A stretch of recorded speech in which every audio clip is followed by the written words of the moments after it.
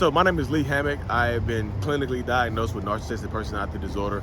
I've been in psychotherapy for the last 4 years, since around October of 2017, dealing with this, helping more people like myself get into therapy.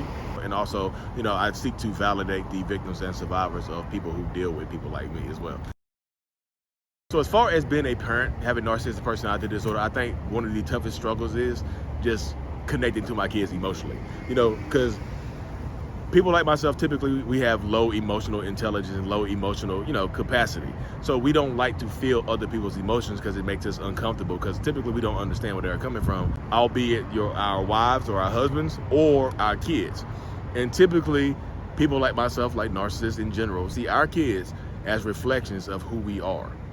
So if our kids are reflecting back the good things that we see in ourselves, like, hey, my son is smart, my daughter is a genius, they're good at sports, they're doing stuff that make the narcissistic person proud of them, they typically treat those kids good. But if those kids start to kind of rebel against that person, reflect back the negative qualities that narcissists don't like in themselves, so they either treat those kids terribly or they tend to discard those kids as well.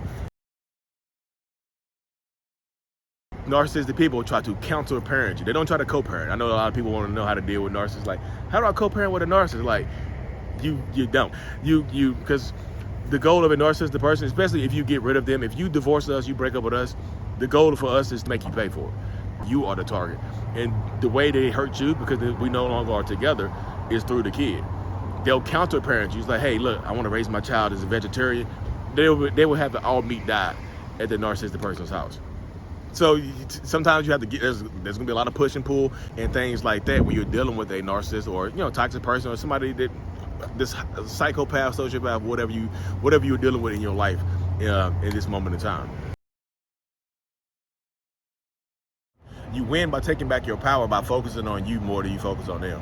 They want you to react. They want to have some type of control over you through an extended period of time. Once they feel like their control is slipping, they'll try harder and harder and harder to regain that control. Take you to court for silly, unnecessary things like, oh, you changed the diet up, let's go to court. Oh, you were 2 hours late, let's go to court. They're gonna try to drag you to court. They want to exhaust you, because when you get exhausted, that's when you lose. You have to stay the course, because if you get exhausted, you'll start giving stuff up easier without a fight. I'm tired of going to court, you can have custody. I'm tired of going to court, we can change the schedule. I'm tired of going to court, we can do this. The best way to win is prepare for longevity. Focus on you, love yourself more, focus on your child more, and understand that the greater good is their child and how they feel, and also taking care of your own self and your own mental health. Don't let them get to you.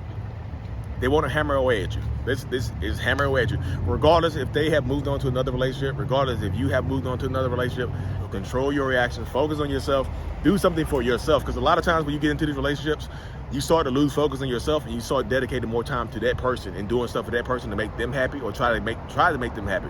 So do stuff that makes yourself happy. Turn your phone off, disconnect from the world for a little while. Regardless of whatever response you get from them in text message form, telling you how trashy you are, telling you how much of a terrible parent you are, breathe before you respond. Please, breathe before you respond. Like, understand that there's more attack on themselves, projecting themselves onto you, rather than it be something about you that's true. Because you're not a terrible parent. If you're a terrible parent, you just give up the fight. You're like, hey, just a second, I'm done. So keep fighting a good fight. You got it. Your reactions, how you react, are your power, especially in the courtroom. So they'll pull out all the stops to try to get you to react, to try to get you to yell and scream you might not think yelling and screaming in the courtroom makes you look different, but it does. If you can control yourself, regardless of what they say about you, your job is to just, let it fly. Because in the courtroom, if you get your chance to speak, let them say what they say, protect yourself, protect your peace, protect your kids. That's the main goal. I'm on Instagram at Mental Healness, HEALNESS. TikTok, same name. Twitter, same name. YouTube, same name as well. I also talk to people one-on-one over Zoom if you have any specific questions that pertain to you in particular.